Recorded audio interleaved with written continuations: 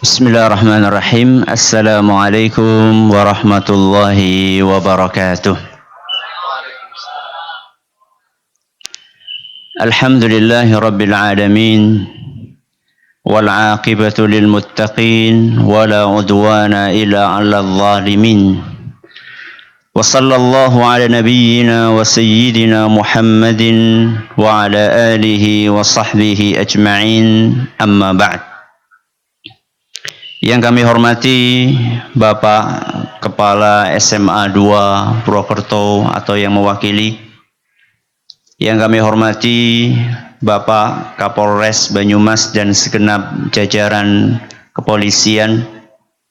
Yang kami hormati Bapak Komite SMA 2 Purwokerto, para guru, para siswa dan siswi, dan segenap hadirin dan hadirat serta para pendengar radio Insani 88.8 FM di Banyumas, Purwokerto, Purbalingga, Banjarnegara, Cilacap, Wonosobo dan sekitarnya, serta para pemirsa Niaga TV dan Yufi TV yang semoga senantiasa dirahmati oleh Allah Azza wa Jalla. Kita panjatkan puja dan puji syukur kehadirat Allah Subhanahu wa taala. Pada kesempatan yang berbahagia kali ini, kita masih kembali diberi kekuatan, kesehatan, hidayah serta taufik dari Allah Jalla wa Ala, sehingga kita bisa menghadiri acara SMA 2 mengaji. Kita berharap semoga Allah Subhanahu wa taala berkenan untuk melimpahkan kepada kita semuanya ilmu yang bermanfaat, sehingga bisa kita amalkan sebagai bekal untuk menghadap kepada Allah Jalla wa'ala. Amin. Salawat dan salam semoga senantiasa tercurahkan kepada junjungan kita Nabi besar Muhammad sallallahu alaihi wasallam, kepada keluarganya, sahabatnya, dan umatnya yang setia mengikuti tuntunannya hingga di akhir nanti. Para hadirin dan hadirat yang kami hormati, materi kajian kita sudah tertulis di depan. OTW. Bahasa Indonesianya OTW. Bahasa Inggrisnya apa? On the way. Ada yang tahu arti on the way? Yang bisa jawab siswa ya. Yang bisa jawab dapat hadiah. Hadiahnya buku. Maju.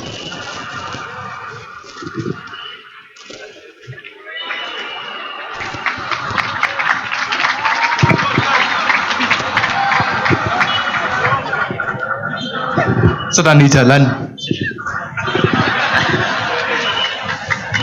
Masya Allah. Betul. Sedang di jalan. Ya. Contohnya gimana? Bro, kamu di mana bro? OTW sekolah, sedang di jalan menuju ke sekolah.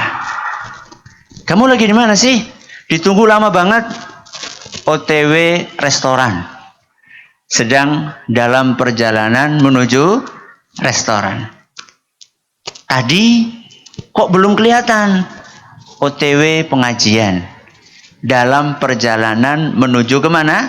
Pengajian.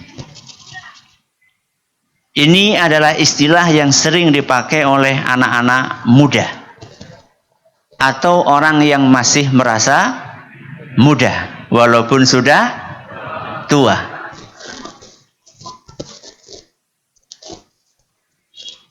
Hadirin dan hadirat yang kami hormati, tahukah Anda bahwa sekalipun kita sudah duduk di sini, saya sudah duduk di sini, dan adik-adik jamaah sekalian sudah duduk di tempat masing-masing.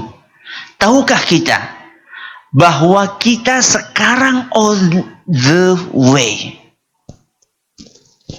Walaupun kita sudah sampai ke tujuan kita sekarang, sebenarnya kita semua dalam perjalanan.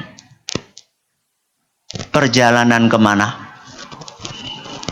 Perjalanan kemana? perjalanan menuju kepada Allah Subhanahu wa ta'ala. Walaupun kita berada sekarang duduk, kita semuanya dalam perjalanan. Perjalanan menuju kepada Allah Subhanahu wa ta'ala. Berapa lama lagi perjalanan ini akan berakhir? Berapa lagi? Setahun? 10 tahun? 20 tahun? Tidak ada yang tahu. Karena tidak ada di antara kita yang tahu kapan kita akan mati. Allah Subhanahu wa ta'ala jelaskan dalam Al-Quran.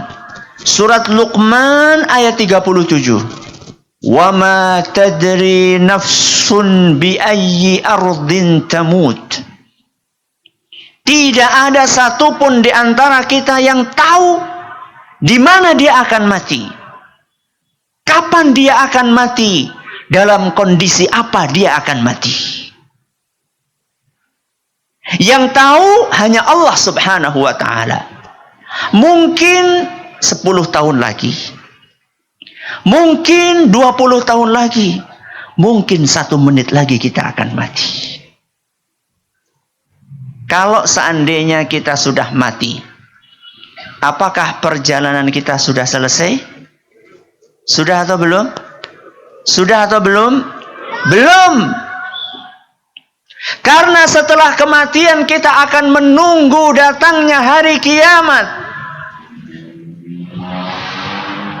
Berapa tahun lagi hari kiamat? Berapa tahun? Mungkin 1000 tahun. Mungkin 2000 tahun. Mungkin 5000 tahun. Mungkin 1 tahun lagi. Tidak ada yang tahu kapan hari kiamat. Seandainya ada orang yang tahu kapan terjadi hari kiamat, niscaya orang tersebut adalah manusia yang paling mulia di muka bumi. Siapa? Nabi kita Muhammad SAW. Ternyata beliau pun ketika ditanya oleh malaikat Jibril, "Ya Muhammad, mata sa'ah?" Wahai Muhammad, kapan terjadi hari kiamat? Apa jawaban beliau? Yang tahu saya kasih hadiah. Siswa. Mantan siswa nggak diterima. Siswa. Yang putri juga boleh. Angkat tangan. Nggak kelihatan Ustaz, gimana angkat tangannya? Yang depan. Apa jawaban Nabi kita Muhammad sallallahu alaihi wasallam ketika ditanya oleh malaikat Jibril, kapan hari kiamat? Jawaban beliau, mal mas'ulu anha bi'a'lama minas sa'il. Yang ditanya tidak lebih tahu dibandingkan yang bertanya. Nabi kita Muhammad SAW, manusia yang paling mulia, tidak tahu kapan hari kiamat. Malaikat Jibril, malaikat yang paling mulia, tidak tahu kapan hari kiamat. Apalagi saya dan Anda. Toib, kita akan nunggu sampai datang hari kiamat. Ketika hari kiamat itu datang, apakah perjalanan kita sudah selesai? Sudah atau belum? Belum. Allah Subhanahu wa ta'ala menjelaskan bagaimana awal proses terjadinya hari kiamat. Di dalam surat Az-Zumar ayat 68. Allah Azza wa Jalla berfirman, wa nufikha fis-sur. Ditiupkan sangkakala pertama kali. Fasa'iqa man fis samawati wa man fil ardi illa man sya'allah. Sangkakala ditiupkan pertama kali, maka seluruh yang ada di langit, seluruh yang ada di bumi, semuanya mati kecuali yang dikehendaki oleh Allah. Ini tiupan yang pertama, semuanya mati. Tsumma nufikha fihi ukhra. Kemudian ditiupkan sangkakala untuk kedua kalinya. Fa'idhahum qiyamun yanzurun. Tahu-tahu semuanya bangkit lagi, menunggu keputusan dari Allah Subhanahu wa ta'ala. Dan mereka setelah bangkit dikumpulkan di sebuah padang. Namanya padang? Nah, ini nggak ada hadiahnya. Kebanyakan. Namanya padang mahsyar. Nabi kita Muhammad sallallahu alaihi wasallam menjelaskan bagaimana kondisi para manusia saat itu. Dalam sebuah hadis yang diriwayatkan oleh Imam Bukhari dan Muslim, yuhsyarun nasu yaumal qiyamati hufatan uratan ghurla. Para manusia saat itu dikumpulkan oleh Allah Subhanahu wa ta'ala hufatan. Hufatan itu artinya nggak pakai baju, nggak pakai celana, alias telanjang bulat. Kenapa pakai bulat, Ustadz? Karena nggak ada benang sama sekali. Ya, berarti telanjang sama sekali. Maaf, bukan.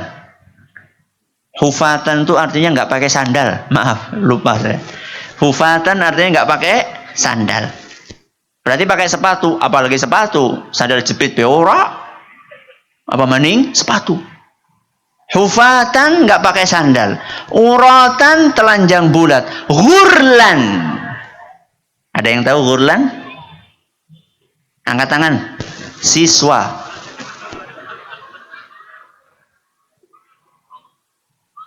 Masya Allah, ini pada gak mau hadiah ini. Gak ada ini? Bismillah. Ghurlan itu artinya belum dikhitan. Apa artinya? Belum dikhitan. Di padang mahsyar semua manusia dikumpulkan dalam keadaan tidak bersandal, tidak berpakaian, belum dikhitan. Begitu mendengar apa yang disampaikan oleh Nabi SAW tersebut, Aisyah radhiyallahu anha, istri Nabi SAW yang mulia, Ummul Mukminin, beliau bertanya, ya Rasulullah, an-nisa'u war-rijalu jami'an yanzuru ba'dhum ila ba'd. Wahai Rasul, laki-laki perempuan dikumpulin semuanya nggak pakai baju. Gimana wahai Rasul? Apa nanti nggak saling menonton? Maka Nabi SAW menjawab, ya Aisyah, al-amru ashaddu min an yanzura ba'duhum ila ba'd. Wahai Aisyah, suasana saat itu sulit. Suasana saat itu mencekam. Suasana saat itu mengerikan. Tidak bakalan kepikir, ya Allah, ini temanku di SMA kemarin. Akan kepikir sama sekali, karena suasana mencekam. Matahari didekatkan di atas kepala kita, kata Rasul sallallahu alaihi wasallam, kami qadari mil, 1 mil di atas kepala kita. Ada penafsiran berbeda di antara para ulama mengenai 1 mil. Salah satu penafsiran yang disampaikan adalah seukuran segini nih, 1 mil, 1 ujung jari. Di atas kepala kita matahari. Panas, bingung. Fi yaumin, dalam 1 hari yang lamanya sama dengan 50.000 tahun di dunia. Berarti berapa lama kita dikumpulkan di situ? Tidak ada yang tahu kecuali Allah Subhanahu wa ta'ala. Dan alhamdulillah, ketika orang dalam keadaan bingung, ketika orang dalam keadaan bimbang, Allah Subhanahu wa ta'ala beri sedikit karunia-Nya untuk kita saat itu, yaitu Allah sediakan telaga. Allah sediakan telaga yang dimiliki oleh setiap nabi. Dan isi dari telaga tersebut diceritakan oleh Nabi kita sallallahu alaihi wasallam, ma'uhu abyadu minal laban. Air yang ada di telaga tersebut lebih putih dari susu. Warihuhu atyabu minal misk. Dan aromanya lebih harum daripada minyak kasturi. Di dalam riwayat lain, abradu minas thalj, lebih segar daripada es, wa ahla minal asal, dan lebih manis daripada madu. Man syariba minha fala yadhmau abada. Siapa yang minum satu teguk saja, maka dia tidak akan pernah merasa haus selama-lamanya. Hadis riwayat Bukhari dan Muslim. Semua yang ada di telaga boleh minum? Tidak. Hanya manusia khusus. Dan ada orang-orang yang sudah datang ke telaga, kemudian diusir oleh malaikat yang menjaga telaga tersebut, sampai Nabi kita sallallahu alaihi wasallam berkata kepada malaikat, innahum minni, mereka bagian dariku, kenapa enggak boleh minum? Maka malaikat mengatakan, innaka la tadri ma ahdatsu ba'dak. Wahai Muhammad, engkau tidak tahu setelah engkau meninggal apa tingkah pola mereka. Maka Nabi SAW mengatakan, suhqan liman ghayyara ba'di. Menjauhlah orang-orang yang suka merubah-rubah ajaranku setelah aku wafat. Hadis riwayat Bukhari dan Muslim.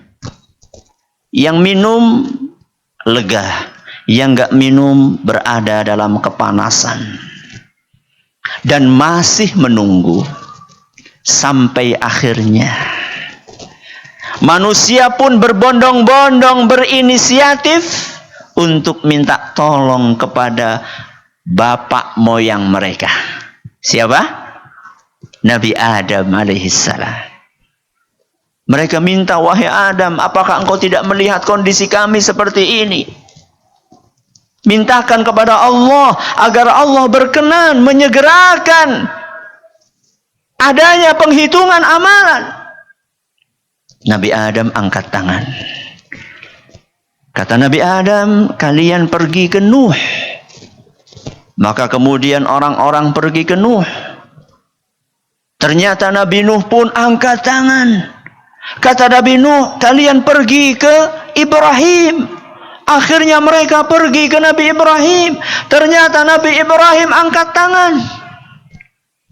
Nabi Ibrahim katakan, kalian pergi ke Nabi Musa. Berbondong-bondong menuju ke Nabi Musa. Ternyata Nabi Musa pun angkat tangan. Nabi Musa berkata, pergilah ke Nabi Isa. Ternyata ketika orang sampai ke hadapan Nabi Isa pun mengatakan, kami tidak bisa. Pergilah kepada Muhammad sallallahu alaihi wasallam.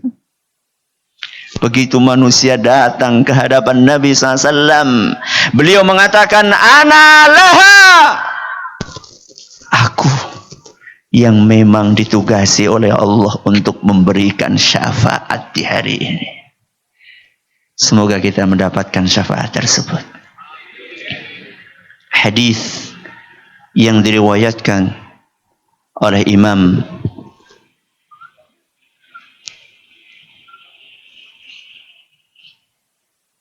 Al-Bukhari. Setelah Nabi kita sallallahu alaihi wasallam memberikan syafaatnya, apakah selesai perjalanan? Selesai atau belum? Belum. Apa yang terjadi sudahnya? Yang terjadi sesudah Nabi SAW memberikan syafaat adalah proses yang bernama hisab. Apa? Hisab. Ada yang tahu artinya hisab?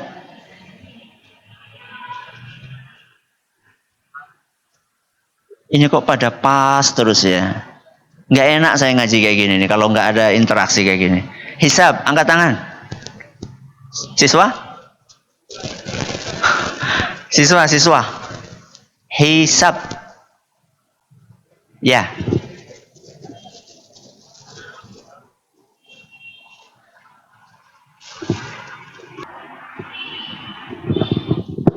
Langsung Pak. Hisab artinya perhitungan.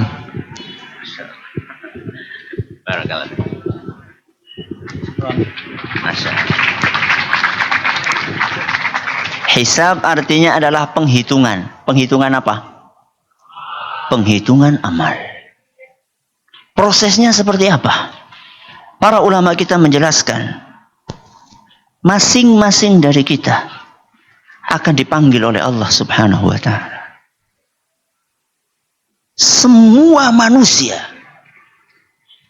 akan dipanggil oleh Allah Subhanahu wa ta'ala satu persatu. Disuruh berdiri di hadapan Allah. Kemudian oleh Allah Subhanahu wa ta'ala ditanya tentang apa yang kita lakukan ketika di dunia. Apa yang pernah kamu ucapkan? Apa yang pernah kamu perbuat? Apa yang pernah engkau tulis? Bagaimana perilakumu ketika di dunia?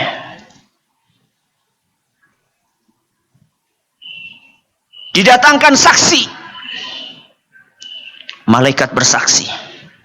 Para rasul bersaksi. Bahkan bumi tempat kita tinggal pun akan bersaksi. Kemudian setelah itu diserahkan kepada kita buku-buku catatan amalan kita masing-masing. Tergantung isinya. Seandainya isinya lebih banyak kebaikan, maka orang akan menerima buku catatan itu dengan tangan kanannya. Seandainya dia bukunya dipenuhi dengan kejahatan, perbuatan dosa dan maksiat, maka buku itu akan dia ambil dengan tangan kirinya. Wa wudi'al kitab. Pada hari itu buku catatan akan dibeberkan semuanya. Fataral mujrimina mushfiqina mimma fih. Para pendosa, para ahli maksiat, mereka semuanya ketakutan. Wa yaquluna, mereka berkata, ya wailatana, celaka kami.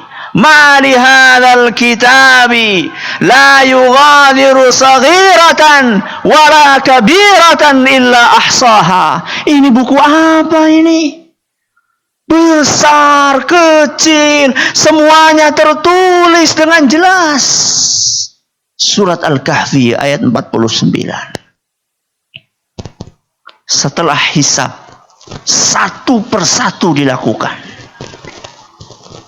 Berapa triliun manusia, mulai dari zaman Nabi Adam alaihi salam sampai manusia yang terakhir sebelum hari kiamat, semuanya mengalami proses tersebut. Bahkan bukan hanya manusia, jin pun akan dihisab. Setelah proses hisab selesai, apakah selesai? Tidak. Setelah itu ada yang bernama kisos. Apa? Kisos. Yang tahu arti kisos angkat tangan. Siswa? Mantan siswa? Enggak. Ah, anak kecil? Beneran ini? Iya? Kok ngumpet? Ayo, kisos. Siswa? Sini.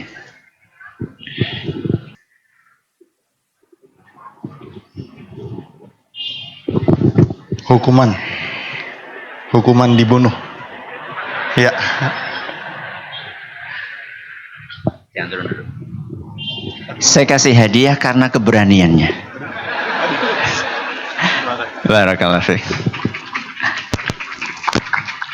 Kisos itu selama ini kan identiknya kisos tuh dipenggal leher ya. Betul? Ada yang punya jawaban lain nggak? Kisos itu artinya ada? Ada? Coba sini. Jangan nanti kalau keberanian lagi bukunya habis nanti. Oh ada? Iya silakan.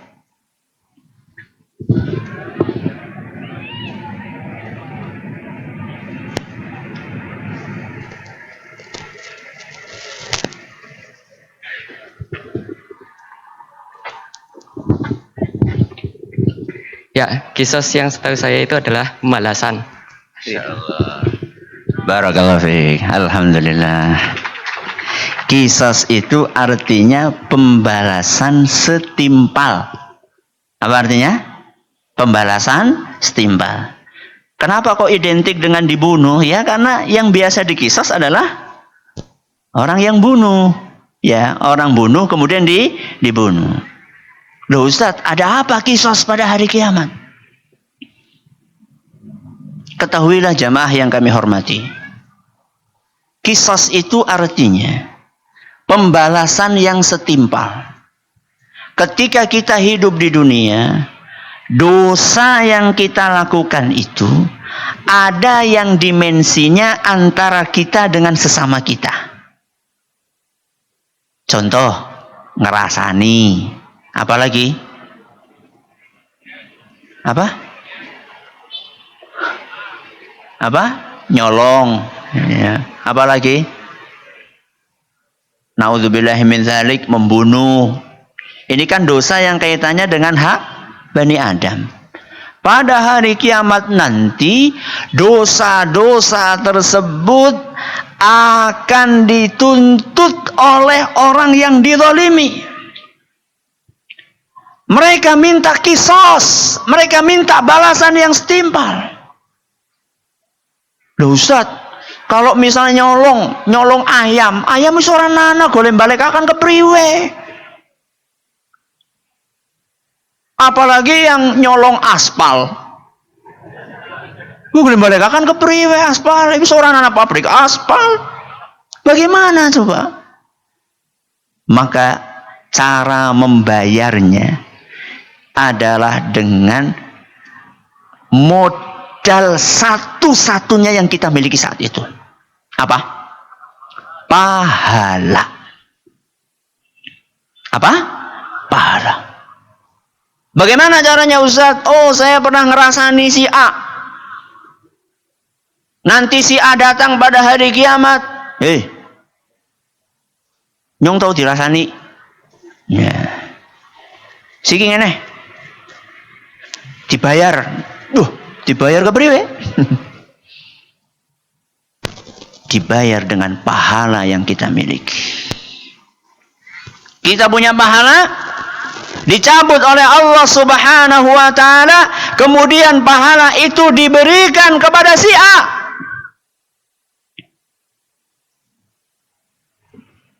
Lah, kalau misalnya bentuknya korupsi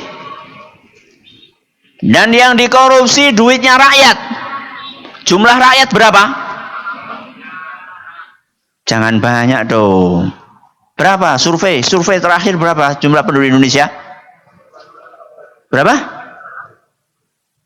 250. Kira-kira 250 juta. Yang dikorupsi duitnya rakyat 250 juta. Kabehan ngantri nang ngarepe. Di jatahku. Ya wis lah nya, salatku ya. Nyurung kebagian. Ya wis puasaku. Lah nyurung. Ya wis hajiku. Wis entong ora namane kepriwe. Ketika pahala yang dimiliki oleh koruptor ini habis, maka yang belum dapat jatah pahala tadi, dosa-dosanya dikurangi. Dosa-dosanya dikurangi, kemudian dibebankan kepada si koruptor tadi. Itulah manusia yang bangkrut, sebangkrut-bangkrutnya. Dalam hadis yang diriwayatkan oleh Imam Bukhari, Nabi kita sallallahu alaihi wasallam bersabda, "Man kanat lahu madlamatun li akhihi min 'irdihi aw syai'in." Barang siapa pernah menzalimi orang lain, entah itu kehormatannya, contohnya ngerasani, itu kan menzalimi kehormatan. Au syai'in, atau yang lainnya, nyolong, korupsi, membunuh, falyatahallalhu minhul yaum, sekarang juga minta maaf. Kenapa? Qabla an la yakuna dinarun wala dirham, sebelum datang hari di mana dinar dan dirham tidak ada harganya, yaitu di hari kiamat. Terus kalau nggak ada dinar, nggak ada dirham, bagaimana? In kana lahu amalun salihun ukhidha minhu biqadri madlamatihi. Andaikan orang tersebut punya pahala amal saleh, maka pahalanya akan dicabut, kemudian dibagikan kepada orang yang dizalimi. Wa illam takun lahu hasanatun, nggak punya pahala bagaimana? Atau pahalanya sudah habis, ukhidha min sayyiati sahibihi fahumila alaihi. Kalau dia pahalanya sudah habis, gantian dosa orang yang dizalimi dicabut oleh Allah, kemudian dibebankan kepada sang penzalim tersebut. Inilah proses hisab. Setelah dihisab selesai? Tidak. Setelah proses hisab selesai, akan ada proses berikutnya yang bernama mizan. Apa artinya mizan? Penimbangan amalan. Loh Ustaz, bedanya antara penghitungan sama penimbangan apa? Kalau tadi belum ditimbang, tadi baru dihitung. Kamu punya amal soleh, kamu punya pahala, ini masih awet enggak? Ternyata dicabut, habis. Kamu dosanya lebih banyak, ternyata dia dapat kiriman pahala dari orang-orang yang pernah menzalimi dia. Nah, setelah itu kemudian oleh Allah Subhanahu wa ta'ala ditimbang antara pahala kebaikan yang dimiliki dengan dosa-dosa yang dia lakukan. Ayatnya surat Al-Qari'ah ayat 6 sampai ayat ke-9. Ada yang bisa menyebutkan tapi nggak pakai hadiah? Hadiahnya sudah habis. Panitia nggak ada hadiah ya? Panitia mana? Nggak apa-apa, nggak pakai hadiah. Coba siapa yang bisa menyebutkan surat Al-Qari'ah ayat 6 sampai 9? Anak SMA 2 kelasnya itu bukan Al-Qari'ah, kelasnya An-Naba seharusnya. Al-Qari'ah sudah lewat itu. Ayo, siapa yang bisa? Ini bukan siswa, enggak apa-apa lah. Sini. 15 menit lagi, Masya Allah. Tanya jawab. Oke.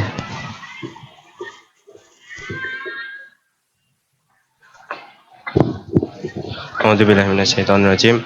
Fa amma man saqulat mawazinu fahuwa fi 'ishatir radiyah wa amma man khaffat mawazinu fa ummuhu hawiyah. Bagus sekali. Hadiahnya sini, pulpen. Ini pulpennya Ustaz ya. Apa mana ya, masa jam kok. Fa amma man thaqulat mawazinuhu, adapun orang yang pahalanya lebih berat timbangannya dibandingkan dosa-dosanya, fahuwa fi 'ishatir radiyah, maka dia akan dimasukkan ke dalam kehidupan yang sangat nyaman. Di mana itu? Di surga. Wa amma man khaffat mawazinuhu fa ummuhu hawiyah. Adapun orang-orang yang amal solehnya lebih ringan dibandingkan dosa-dosanya, fa ummuhu hawiyah, maka tempat kembalinya adalah neraka hawiyah. Na'udzubillahi min dzalik. Selesai proses mizan, maka proses berikutnya adalah kita akan dikumpulkan beserta dengan panutan kita masing-masing. Kita akan dikumpulkan beserta dengan panutan kita masing-masing yang menjadikan Nabi Muhammad sallallahu alaihi wasallam sebagai panutannya. Maka kita akan berdiri di belakang Nabi kita Muhammad sallallahu alaihi wasallam, dan mudah-mudahan kita termasuk golongan tersebut. Tapi yang panutane Mbah Dukun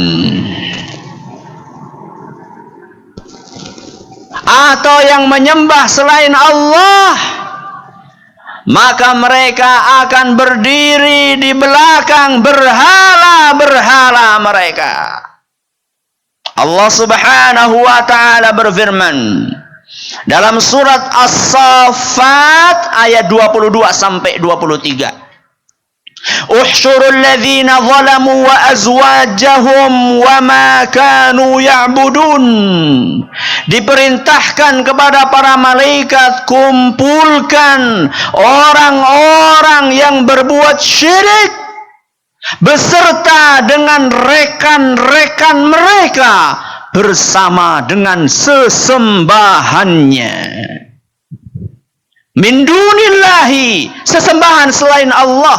Fahduhum ila siratil jahim, antarkan mereka ke dalam neraka jahanam. Orang-orang yang tidak beriman sudah masuk semuanya kemana? Ke neraka jahanam. Yang tersisa siapa? Yang tersisa adalah orang-orang yang beriman, yang jujur maupun yang tidak jujur. Siapa? Orang yang beriman, yang jujur maupun yang tidak jujur. Yang tidak jujur siapa? Yang luarnya iman, dalamnya tidak beriman. Siapa? Orang-orang munafik. Yang tersisa saat itu adalah orang-orang yang beriman, yang jujur maupun yang tidak jujur. Nabi kita sallallahu alaihi wasallam dalam hadis yang diriwayatkan oleh Imam Bukhari dan juga oleh Imam Muslim, beliau sallallahu alaihi wasallam bersabda, wa tabqa hadhil ummatu fiha munafiquha. Yang tersisa saat itu adalah umat ini berikut dengan kaum munafikin. Lah terus bedanya apa Ustaz? Bedanya, orang-orang yang beriman saat itu disuruh sujud, mereka bisa sujud. Sedangkan orang-orang munafikin, mereka disuruh sujud, mereka pundaknya kaku dan tidak bisa ditekuk. Ketika mereka akan sujud, mereka guling. Akan sujud, mereka guling. Hadis riwayat Bukhari dan Muslim. Karena mereka dulu ketika di dunia sujudnya pura-pura, sehingga di hari kiamat dibongkar oleh Allah Subhanahu wa ta'ala kepura-puraan tersebut. Perbedaan yang pertama. Perbedaan yang kedua, orang-orang yang beriman akan diberi cahaya oleh Allah Subhanahu wa ta'ala. Allah Subhanahu wa ta'ala berfirman, yauma taral mu'minina wal mu'minati yas'a nuruhum baina aydihim wa biaymanihim. Pada hari kiamat nanti, engkau akan lihat orang-orang yang beriman, laki-laki maupun perempuan, akan ada cahaya di depannya dan di samping kanannya. Karena saat itu digelapkan segelap-gelapnya oleh Allah Subhanahu wa ta'ala. orang-orang yang beriman dikasih cahaya oleh Allah. Sedangkan kaum munafikin bagaimana? Yauma yaqulul munafiquna wal munafiqat. Orang-orang munafik laki-laki maupun perempuan mereka berkata, lilladzina amanu, kepada orang-orang yang beriman, unzuruna naktabis min nurikum, tunggu kami. Kami ingin mendapatkan cahaya dari kalian. Maka dijawab, qila rji'u wara'akum faltamisu nura. Kalian pergi sana ke belakang, cari cahaya kalian di belakang.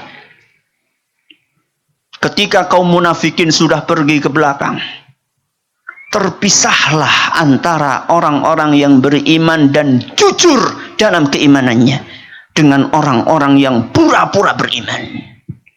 Terpisah. Faduriba bainahum bisurin. Dipisahkan dengan tembok pembatas antara orang yang beriman dan orang yang munafik. Ini Allah sebutkan dalam surat Al-Hadid ayat 12 sampai 13. Orang munafik masuk ke dalam neraka, menyusul rekan-rekan mereka dari orang-orang yang kafir yang tidak beriman. Yang tersisa kaum mukminin. Selesai perjalanan? Selesai atau belum? Belum. Di hadapan mereka ada sirat. Apa sirat? Apa sirat? Jembatan. Jembatan yang akan mengantarkan seseorang ke surga. Dan jembatan itu bukan sembarang jembatan. Nabi SAW pernah ditanya, ya Rasulullah, wa mal jisr, wahai Rasul, jembatan itu apa? Beliau mengatakan, madhadatun mazillatun. Jembatan nanti pada hari kiamat adalah sangat licin dan mudah untuk mentergelincirkan seseorang. Karena jembatan itu bergoyang ke kanan dan ke kiri. Alaihi khatatifu wa kalalibu wa hasakatun mufaltahatun. Sudah jembatan itu tipis, sudah jembatan itu licin, di samping kanan dan kirinya ada besi yang menyambar-nyambar untuk menyambar orang-orang yang tidak berhak untuk sampai ke depan pintu surga. Hadis riwayat Bukhari dan Muslim. Di dalam beberapa riwayat disebutkan bahwa jembatan tersebut adaku minas sya'rati wa ahaddu minas sayf. Jembatan itu lebih tipis daripada rambut dan lebih tajam daripada mata pedang. Gimana lewatnya, Ustaz? Kita di atas jembatan dari bambu satu ketika acara pramuka saja jatuh. Bagaimana melewati jembatan yang seperti itu? Idza arada syai'an an yaqula lahu kun fayakun. Bisa dengan kehendak Allah Subhanahu wa ta'ala. Makanya yang pertama kali melewati jembatan tersebut adalah para nabi. Dan saat itu para nabi berdoa kepada Allah Subhanahu wa ta'ala, Allahumma sallim sallim. Ya Allah, selamatkan umatku. Ya Allah, selamatkan umatku. Akan tetapi ternyata ada yang selamat dan ada yang tidak selamat. Ada yang lewat dengan kecepatan yang luar biasa dan ada yang merangkak. Dan tengah-tengah merangkak ternyata tersambar oleh besi pengait tersebut lalu jatuh ke dalam neraka jahanam. 3 jenis manusia saat itu. Dalam hadis yang diriwayatkan oleh Imam Muslim dan Imam Bukhari juga, Imam Bukhari dan Muslim, Nabi SAW membagi manusia yang melewati jembatan menjadi 3 jenis. Yang pertama kata Nabi SAW, fanajin musallam. Golongan yang pertama adalah golongan yang selamat, tidak ada luka sedikit pun. Golongan yang kedua, najin makhdusun. Golongan yang kedua adalah orang yang selamat tapi penuh dengan luka-luka. Dan golongan yang ketiga, wa makdusun fi nari jahannam, yang akhirnya tertimbun jatuh ke dalam neraka jahannam. Padahal mereka adalah orang yang beriman. Akan tetapi orang yang beriman memiliki dosa-dosa. Yang lewat Ustadz, apakah langsung masuk surga? Belum. Masih ada kisos lagi. Subhanallah. Kisos maning, kisos maning. Kisos apa lagi Ustadz? Kisos di antara orang yang beriman. Mungkin ketika kita lagi ngaji bareng seperti ini, ada yang usil, nyikut kancane, ludik-ludik kancane. Ayo, siapa yang ludik-ludik mau? Nah, ada kisos lagi antara orang-orang yang beriman untuk membersihkan hati mereka sebersih-bersihnya, karena yang berhak untuk masuk surga hanyalah orang-orang yang hatinya bersih. Kalau belum bersih maka harus dibersihkan. Setelah kisos yang kedua ini langsung masuk surga? Tidak. Nabi kita Muhammad sallallahu alaihi wasallam kita butuhkan syafaatnya. Beliau akan maju ke depan pintu surga. Kemudian Nabi kita sallallahu alaihi wasallam ditanya, "Man anta?" Engkau siapa? Beliau menjawab, "Muhammad, aku adalah Muhammad sallallahu alaihi wasallam." Maka malaikat penjaga surga mengatakan, "Bika umirtu la aftahu li ahadin qablak." Aku diperintahkan oleh Allah untuk tidak membuka pintu surga kecuali kalau engkau yang memintanya. Hadis riwayat Muslim. Selesai perjalanan? Selesai. Selesai pengajian? Belum selesai. Ustadz, ini perjalanan jauh banget Ustadz. Apa kira-kira kita kuat? Apa kira-kira kita bakalan sampai?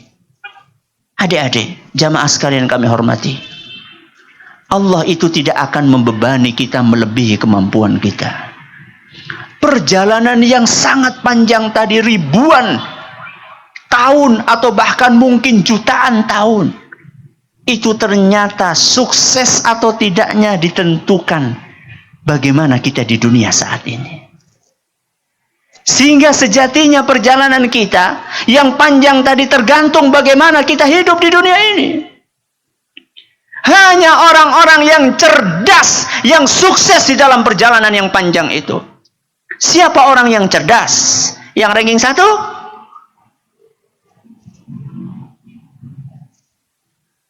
Jangan senang dulu yang ranking 1 dari bawah. Ya. Orang yang cerdas, kata Nabi sallallahu alaihi wasallam ketika ditanya dalam sebuah hadis yang diriwayatkan oleh Imam Ibnu Majah, dan hadis ini dinyatakan sahih oleh Imam Az-Zahabi. Ya Rasulullah, ayyul mu'minina akyas? Wahai Rasul, mukmin yang paling cerdas siapa? Maka beliau SAW menjawab, aktsaruhum lil mauti dzikra. Mukmin yang paling cerdas adalah yang paling sering ingat mati. Cukup hanya sekedar ingat mati? Tidak. Wa ahsanuhum lima ba'dahu isti'dadan. Yang paling siap untuk menghadapi kehidupan setelah kematian. Ulaikal akyas. Itulah manusia-manusia yang cerdas, kata Rasul SAW. Maka adik-adik jamaah yang kami hormati, apa persiapan kita untuk menghadapi kematian tersebut? Menjadi manusia yang baik ke atas dan ke samping. Menjadi manusia yang baik sebagai hamba Allah. Waktunya sholat-sholat, waktunya puasa-puasa, waktunya zakat-zakat, waktunya belajar-belajar. Hubungan kita dengan Allah diperbaiki. Jaga mata kita, jaga lisan kita, jaga telinga kita. Karunia yang Allah berikan berupa mata ini jangan digunakan buat jelalatan.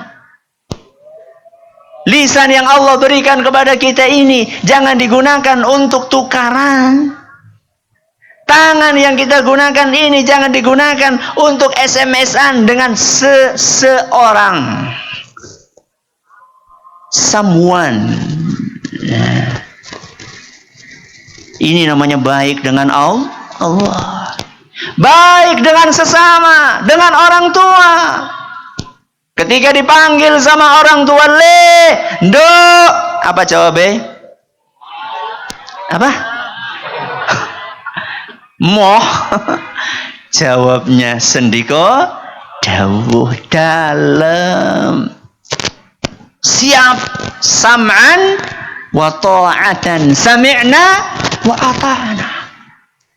Diajarin sama Pak Guru, Bu Guru, manut, dengerin, ya, bukan cuma ngangguk-ngangguk tapi ngantuk, ya, bukan, ya. Inilah bekal kita untuk menghadap kepada Allah Subhanahu wa Ta'ala, dan mudah-mudahan kita menjadi orang-orang yang mengikuti perjalanan itu dan sampai ke perjalanan dengan sukses. Allahumma amin. Masih tersisa sekitar seperempat jam.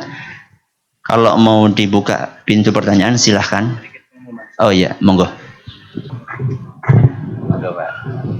Assalamualaikum warahmatullahi wabarakatuh. Waalaikumsalam warahmatullahi wabarakatuh. Ustaz, saya mau tanya jembatan yang 7 tadi yang dikiaskan sirat itu tadi ya. Dalam Fatihah kan siratal mustaqim ya Pak. Itu kan lebar Pak, tidak seperti itu kiasan atau bagaimana Pak? Karena pernah menganukan kajian itu ada memang lebar gitu Pak. Tapi tadi dikatakan sebagai jembatan itu. Sekian, terima kasih. Assalamualaikum warahmatullahi wabarakatuh. Waalaikumsalam warahmatullahi. Atas Pak. Nggih. Atas.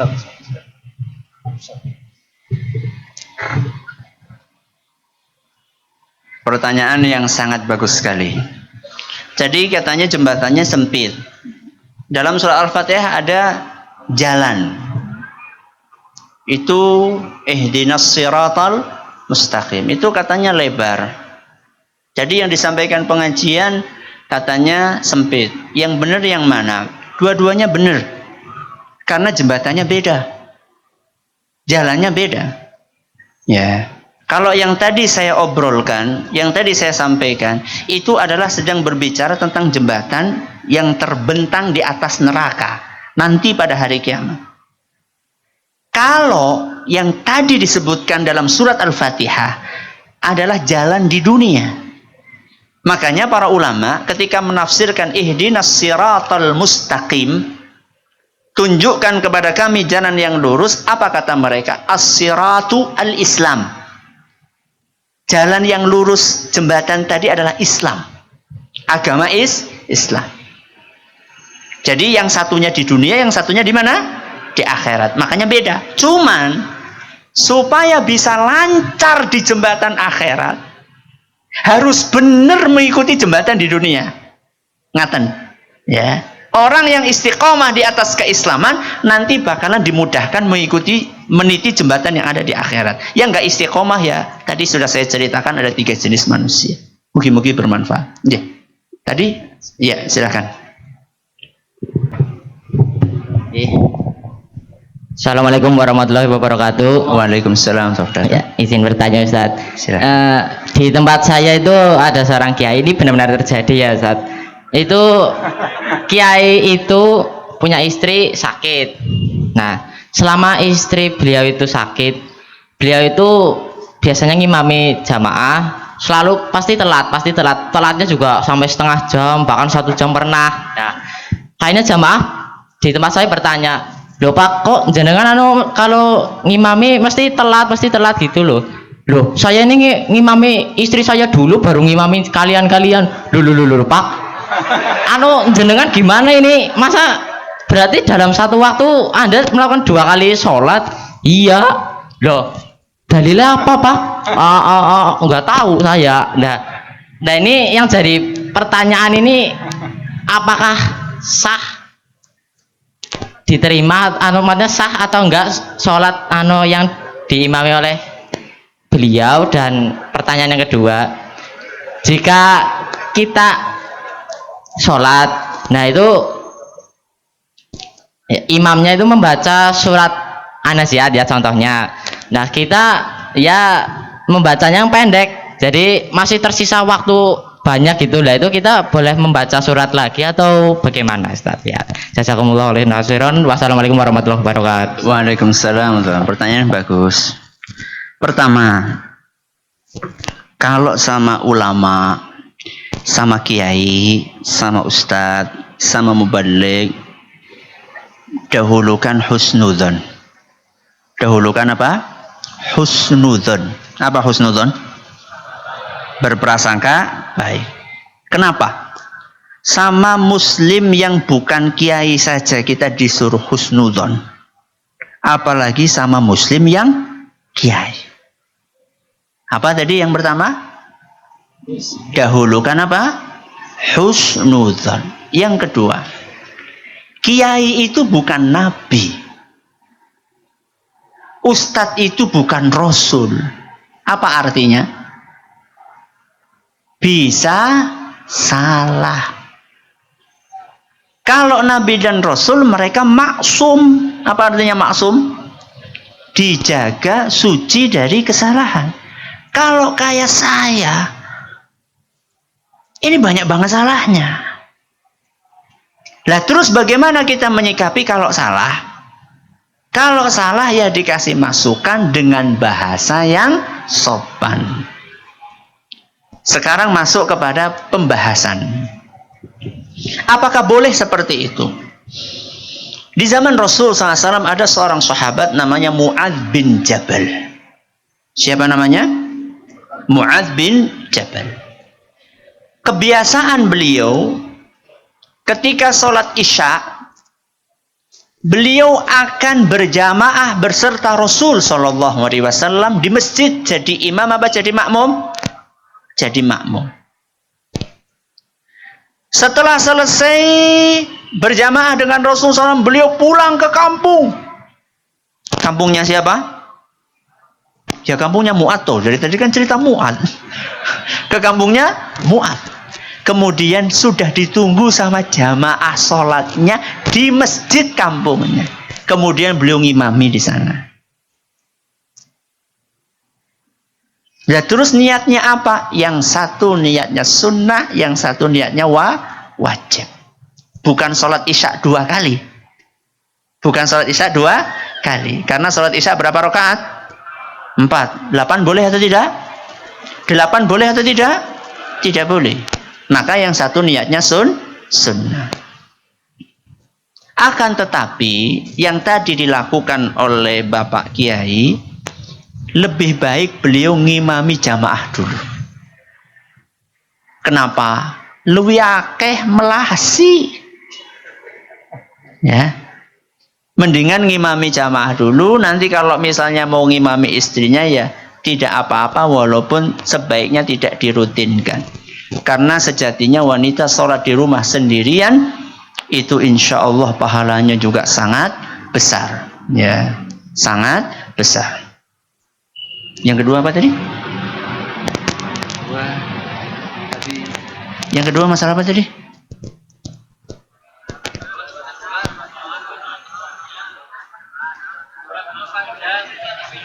Oh ya, sholat imamnya panjang, baca An-Nazi'at, sedangkan makmumnya apalai kurtriokul.